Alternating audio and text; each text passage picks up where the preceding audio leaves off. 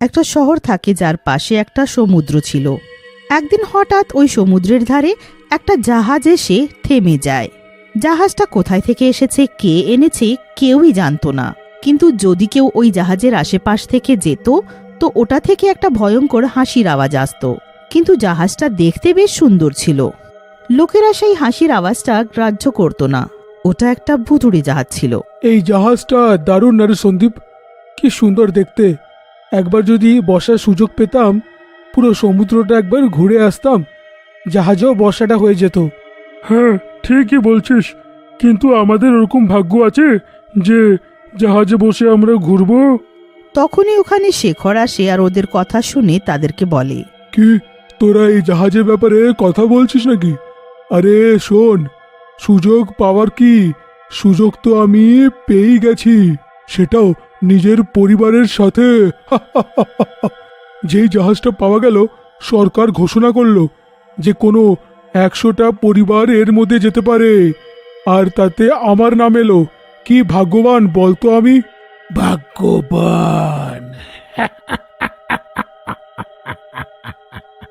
এরম বিকট ভাবে আবার কে হাসছে? আরে বাবা, কেউ হাসছে না। আচ্ছা, তোরা জানিস তো, যদি লোকেরা এই জাহাজে ঘোরা পছন্দ করে তাহলে এর কিন্তু আবার টিকিট লাগবে, আর লোকেরা এতে করে ঘুরবে যাতে সরকারের লাভ হবে, আর এতে অনেক রোজগারও পাওয়া যাবে রে। কিন্তু এই জাহাজটা কতক্ষণ ঘোরাবে, আর কবে ফিরে আসবি তোরা? এই জাহাজটা সারাদিন আমাদের ঘুরিয়ে রাতের বেলা নিজের বাড়ি ছেড়ে দেবে, তাই না? মজা না? তখনই ওখানে রঞ্জন আসে আর ও বলে যে সেও জাহাজে বিনামূল্যে ঘোরার সুযোগ পেয়েছে। হ্যাঁ, আমিও এটাই শুনেছি রে ভাই। আচ্ছা, যখন আমরা সুযোগ পেয়েছি তাহলে আমরা একটু ঘুরে নিই, কি বল? হ্যাঁ চল, নতুন জাহাজের একটু আনন্দটা নেওয়া যাক। এতটা বলে শেখর আর রঞ্জন ওই জাহাজে নিজের পরিবারের সাথে উঠে যায়। তাদের শহরের ভোলা নামের একটা লোক তাদেরকে এইভাবে যেতে দেখে ঈর্ষা করে। কে জানে কেন সবসময় এদেরই এত ভাগ্যটা খোলে, আর আমরা তো এমন যে কোনোদিনও ভাগ্য খুলবেই না আমাদের। ছাড়ো, প্রথমবার এলো না হয়তো, কে জানে কালকে আমার নাম আসতেই পারে। আরে ভোলা, সবার নিজের নিজের ভাগ্য হয়, তুই বাদ দে আর চল আমার সাথে, আমার বাড়িতে গিয়ে বসবি। এইভাবেই বিড়বিড় করতে করতে ভোলা নিজের ঘরের দিকে চলে যায়। শেখর আর রঞ্জন জাহাজে ঢুকে দেখে যে ওটা ভেতর থেকে অনেক সুন্দর। আমরা যা ভেবেছিলাম ওর থেকেও সুন্দর এই জাহাজটা। এখন আসবে আসল মজা। শেখর, রঞ্জন আর বাকি সবাই বেশ মজায় জাহাজে ঘুরতে থাকে। তখনই সন্ধে হয়ে যায় আর তাদের ঘরে ফেরার সময় হয়। আমার তো বাড়ি ফেরার ইচ্ছাই করছে না, ইচ্ছে করছে যে এইখানেই থেকে যাই।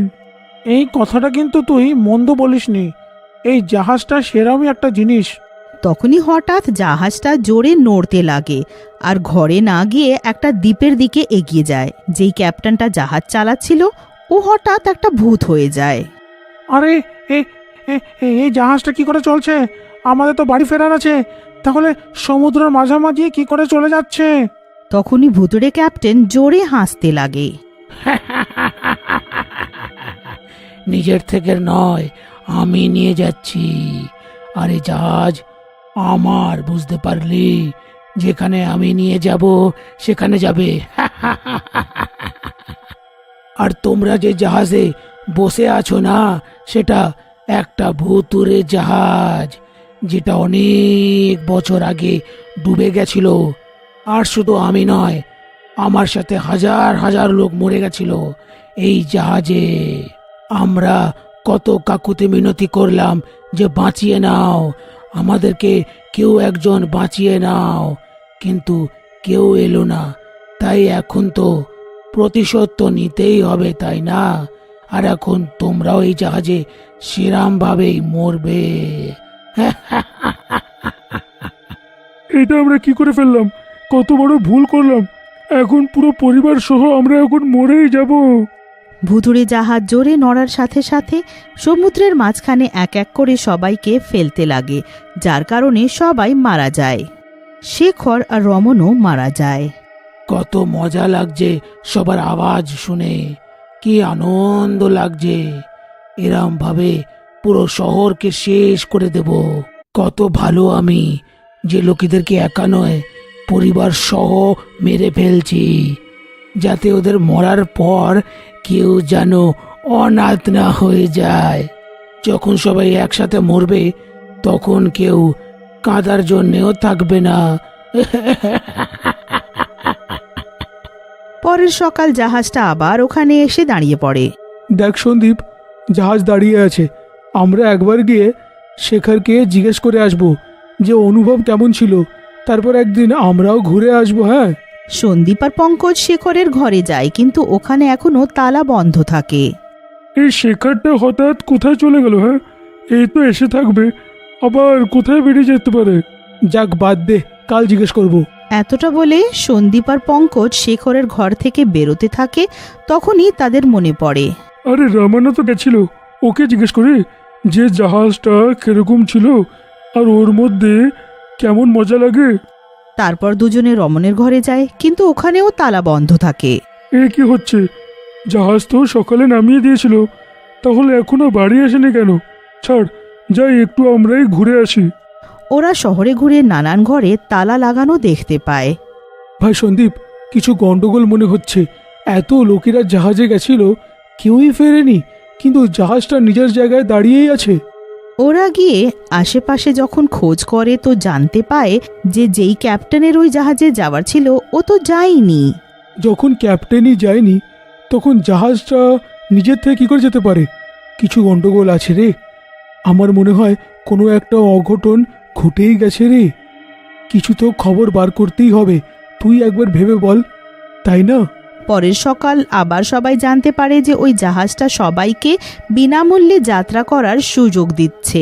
এটা শুনে ভোলা অনেক খুশি হয় আর যাওয়ার সিদ্ধান্ত নেয়। এখন তো আমিও এই জাহাজে ঘুরে আসব। কিন্তু খবরটা শুনে সন্দীপ আর পঙ্কজ কিছু বুঝতে পারে না। সন্দীপ, তোর কি মনে হয় আমাদেরও এবার যাওয়া উচিত? বুঝতে পারছি না রে। এরকম যদি হয়, তাহলে আমরা যদি চলে যাই, তাহলে লোকেদেরকে বাঁচাবো কি করে? আমাদের থাকা তো জরুরি। কেননা আমরা একটা অন্য নৌকো নিয়ে যাই, এই জাহাজের পিছু করি, আর আমরা জানতেও পারবো যে এখানে হয়টা কি। হ্যাঁ, যদি ওইখানে কিছু হয়েও যায়, তাহলে আমরা ওদের বাঁচাবো কি করে? তার জন্য একটা প্ল্যান আছে। শোন, আমি যে যে জিনিসগুলো তোকে বলছি, সেই সেই জিনিসগুলো মন দিয়ে ভালো করে নিয়ে নে। চল, অনেক কাজ আছে এখন, না হলে এইভাবে আমরা আটকাতে পারবোই না। হ্যাঁ, শিগগিরই বাজারে যাই আর সব জিনিস নিয়ে আসি। সন্দীপ আর পঙ্কজ বাজারে গিয়ে সব জিনিস এনে নেয়, আর যেই জাহাজটা বেরোয় তারা ওর পেছনে যায়। সন্ধে অবধি জাহাজ ঠিকই চলতে থাকে, কিন্তু সন্ধ্যের পর জাহাজটা একটা কালো জাহাজে পরিণত হয়, যেটা দেখে সন্দীপ আর পঙ্কজও ভয় পেয়ে যায়। পঙ্কজ, তুই শুনতে পারছিস? জাহাজের ভিতর থেকে আজব আওয়াজ বেরোচ্ছে। আজ আমি আবার তোদের সবাইকে মেরে ফেলবো। তখনই পঙ্কজ বলে, কেননা আমরা এই জাহাজের ভেতরে একটা ফুটো করে দিই, যেই জাহাজ ডুবে যাবে আমরা সবাইকে নিয়ে এইখান থেকে বেরিয়ে যাব। কি বলিস? কিন্তু তার আগে আমাদের সবাইকে লোকেদেরকে বাঁচিয়ে এখান থেকে নিয়ে যেতে হবে, আর তার জন্যে শুধু রাতেরই সময় আছে। ভূত ক্রমশ লোকেদের জাহাজ থেকে জলে ফেলতে থাকে, আর যারা জলে পড়ে সন্দীপ আর পঙ্কজ সবাইকে বাঁচানোর চেষ্টা করে। তবুও কয়েকজন মারা যায়। তারপর ওরা আবার জাহাজের কাছে আসে আর এবার করাত নিয়ে আসে, আর চারিদিক থেকে জাহাজে ফুটো করতে লাগে। কে আছে? কে যার এত সাহস আমার জাহাজটার ক্ষতি করছে? কিন্তু পঙ্কজ আর সন্দীপ নির্ভীক হয়ে জাহাজের উপর করাত চালাতে থাকে। চালিয়ে যা পঙ্কজ, আমরা সাফল্য নিশ্চয়ই পাবো। হ্যাঁ রে, আমিও অনেক চেষ্টা করছি রে সন্দীপ, ঠিক বললি তুই, আমরা সাফল্য নিশ্চয়ই পাবো, আমরা নিশ্চয়ই পাবো। কিছুক্ষণে জাহাজে ফুটো হয়ে যায়, যার কারণে জাহাজটা ডুবতে লাগে।